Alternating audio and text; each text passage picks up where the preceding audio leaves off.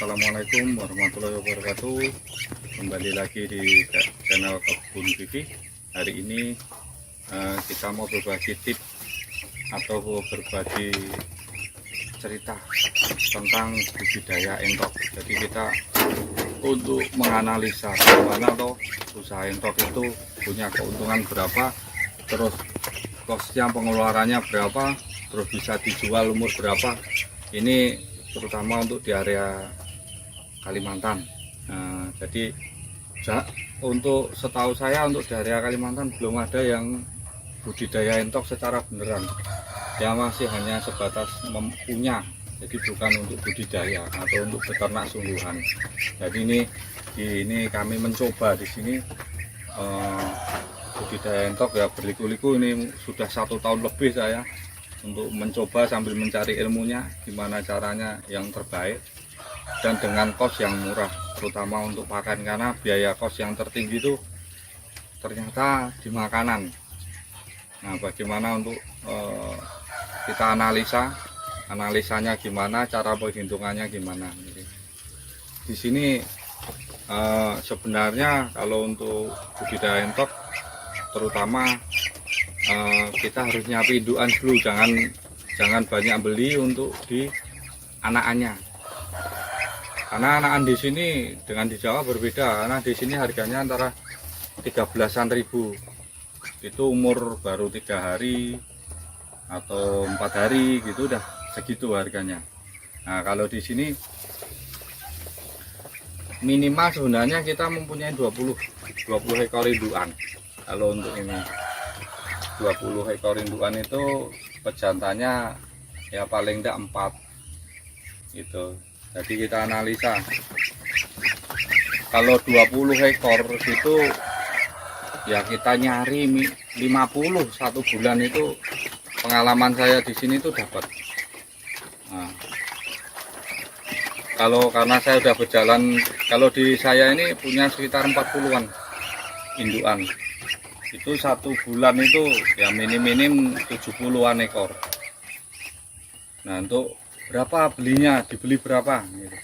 Kalau di saya ini dia kan mentingkan hanya bobotnya sekitar 1,5 kg sampai 2 kg itu dibeli 60.000. Nah, 60.000 kalau sekitar 70 kan sekitar 4 jutaan, 4.200.000.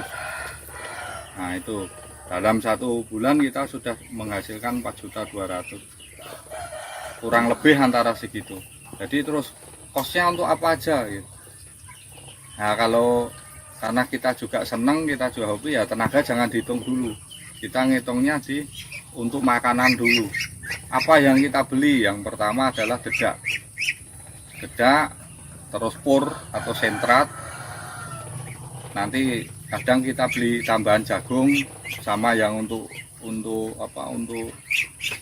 indukan itu tepung ikan atau tepung udang. Nah, kalau hanya untuk pembesaran cukup dedak, sentrat. Lainnya kita cari. Kalau kita nggak mau mencari makanan alternatif, ya kita nggak dapat apa-apa. Nah, itu. Jadi kalau di saya itu berapa bisa dijual itu. Bobot antara 1,5 kg sampai 2 kg itu bisa dijualnya itu sampai berapa bulan. Kalau makanannya semua terpenuhi itu antara 2,5 sampai 2 bulan kita sudah bisa menjual. 2,5 bulan sampai 3 bulan kita bisa menjual. Nah, kalau kita bisa sistem rolling itu kan akhirnya tiap bulan kita bisa menjual. Pengeluarannya untuk beli pakan berapa 1 bulan? Kalau di saya ini pengalamannya, kalau dedek itu habisnya sekitar ya 4 karung yang sekitar 40 kiloan. Nah, 40 kita pakai dedak yang kasar, harganya kalau diantar sampai rumah itu Rp2.000. Nah, kalau 40 kalikan 4 itu kan 160. Kalau 160 dikalikan 2.000 kan cuma 320. Nah, itu 1 bulan untuk beli dedek. Nah, untuk beli sentrat habis berapa? 1 karung berarti kan 600.000 atau 550.000. Itu belum ada 1 juta. Nah, nanti tambah lagi kalau untuk beli makanan yang lain. Jadi kalau analisa saya itu ditambah nanti untuk beli jagung atau kita untuk beli tambahan untuk tepung ikan itu sekitar 1,2 sampai sekitar 1,2 1 juta sampai 1,200 1,200. Nah, sedang kita 1 bulannya bisa menghasilkan segitu. Istilahnya kita bisa menghasilkan sekitar 4 jutaan lebih. Jadi kita masih punya keuntungan di situ. Kan lumayan. Nah, syaratnya kita memang harus banyak. Induan itu antara ya sebenarnya minim-minim 50 itu baru jalan. Bisa terasa itu. Kalau di kami ini baru sekitar 40-an. Tapi sudah lumayan gitu. Terus untuk ngirimnya yaitu kita mencari makanan alternatifnya. Kalau di sini kita banyak untuk gedebok pisang seperti ini. Nah ini, nah itu kok tidak dimakan gitu. Kalau yang kulit dia pasti tidak dimakan. Seperti ini kulitnya, ini tidak dimakan. Tapi kalau dagingnya nanti ini siang kan enggak, kita hanya ngasih makan tuh 2 kali, pagi sama sore. Nah itu seperti itu. Jadi dedetnya irit kalau kita pakai ini, karena ini serat tinggi juga, mengandung karbohidrat juga. Terus kita rajin mencari aja. Nah kalau kita nggak rajin mencari ya kita tidak dapat apa-apa. Jadi kalau yang mau istilahnya berminat mau usaha tentang usaha budidaya entok, intinya harus rajin mencari makanan alternatif. Jadi nyatanya walaupun cuma kita kasih debok pisang nih, temboloknya ini besar-besar, karena dia yang penting makanannya terpenuhi, terus kita cukup makanannya, tempatnya nyaman, dia tetap sehat. Makan tidur aja kerjaannya, makanya cepat gemuk. Nah mungkin semoga ini bisa sebagai penyemangat yang pengen mencari alternatif usaha. Apa yang mau kita bikin usaha aja, nggak usah pusing-pusing, banyak peluang usaha itu. Nah salah satunya tentang entok ini. Yang penting kita telaten, kita mau belajar, mempelajari karakter si hewan ini, pasti ya ada hasilnya gitu. Tapi kalau kita ya hanya, yang penting kita jangan puas dengan ilmu, kita tetap mencari terus sambil belajar dengan binatangnya ini. Kita tunggui waktu makan, kita pelajari itu. Nah kalau analisis biaya-biaya itu relatif. Kalau istilahnya para pemain-pemain yang udah bermodal besar sih tinggal bikin kandang yang bagus, makanannya tersuplai, tercukupi, cukup.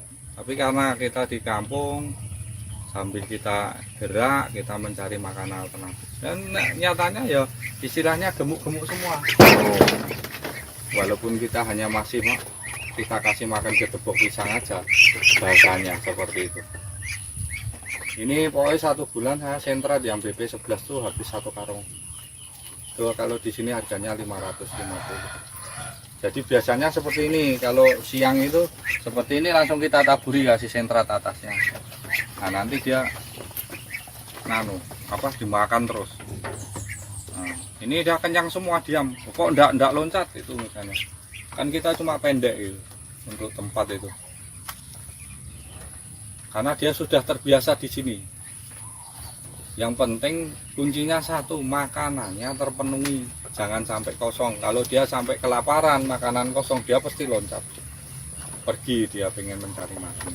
Nah ini, karena kalau tidak kita kandangkan seperti ini, nanti kemana-mana liar, kasihan tetangga kita, atau kita mempunyai tanaman apa, pasti dimakani sama si entok itu. Dan makanya kita bikin seperti ini, dan ternyata tidak bau. Nah, mungkin analisanya seperti itu, analisa istilahnya kalau orang Jawa bilang gerabiasan aja, karena kita hanya berdasarkan pengalaman aja. Nah mungkin ini sedikit tip pengalaman kami untuk memelihara budidaya entok. Nah, semoga bermanfaat. Bila taufiq wal hidayah, wassalamualaikum warahmatullahi wabarakatuh.